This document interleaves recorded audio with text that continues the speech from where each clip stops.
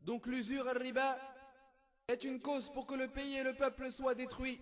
Et wallahi, tout pays qui se construit sur l'usure al-riba sera ruiné et dévasté. Le messager d'Allah sallallahu alayhi wa sallam a dit: le peuple dans lequel s'est propagée la fornication et l'usure a autorisé pour lui-même le châtiment d'Allah azza wa jal. La punition de l'usure est très grave, ayyuha al-ikhwa, car certes l'usure est anéantie, car certes le riba est détruit et est éliminé. Et par qui? Par Allah jalla jalaluh. Allah nous dit: Yamhaqullahu riba. Allah anéantit l'intérêt usuraire. Wa yurbi sadaqat. Et il fait fructifier les aumônes. Tout prêt bancaire est anéanti. Et tout commerce usuraire est anéanti. Et toute maison achetée avec usure est anéantie. L'imam Ibn Majah a rapporté avec une chaîne de transmission authentique que le messager d'Allah sallallahu alayhi wa sallam a dit: quiconque commet de plus en plus d'usure, son capital ne fera que décroître. Son capital ne fera que décroître. Quant à ce qu'il en est du châtiment du jour du jugement, alors écoutez ce qu'Allah Jalla wa Ala nous dit dans son livre sacré. Allah nous dit: Alladhina ya'kuluna ar-riba la yaqumuna illa kama yaqumu alladhi yatakhabbathu ash-shaytanu min al-mas. Ceux qui pratiquent de l'intérêt usuraire ne se tiendront debout le jour du jugement que comme se tient celui dont le toucher de shaytan a bouleversé.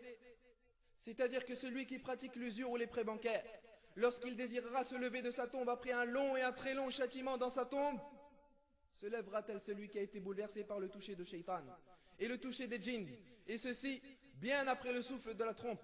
Ibn Abbas radiyallahu anhuma nous dit dans l'explication de ce verset: quiconque pratique l'usure sera ressuscité de sa tombe tel un fou étranglé.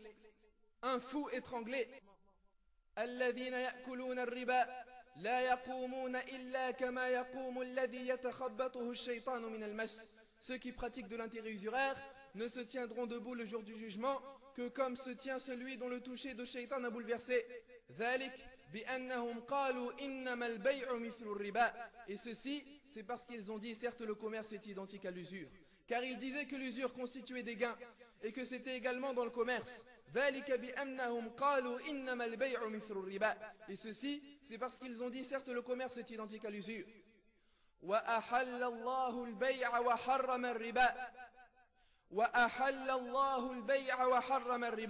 Tandis qu'Allah a autorisé le commerce et a interdit l'usure.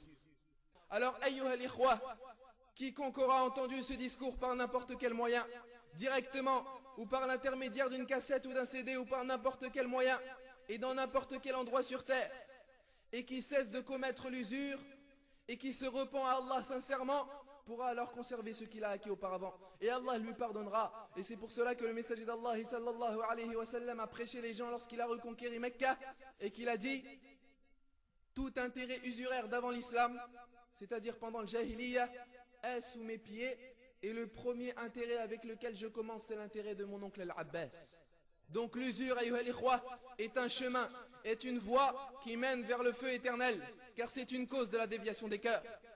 Mes chers frères et sœurs, éloignez-vous de l'usure et préservez et protégez votre argent de ces banques. Et nous savons certes que ce sont les nécessités qui ont poussé les gens à mettre leur argent dans les banques, mais sachez que les savants ont autorisé cela à condition que le compte ne rajoute pas d'intérêt.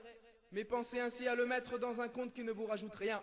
Et pour ceux qui ont déjà des comptes qui leur donnent des intérêts bancaires, non seulement il ne faut pas de ces intérêts, mais en plus il faut obligatoirement changer de compte afin de s'éloigner de l'usure de la même distance que les cieux et la terre.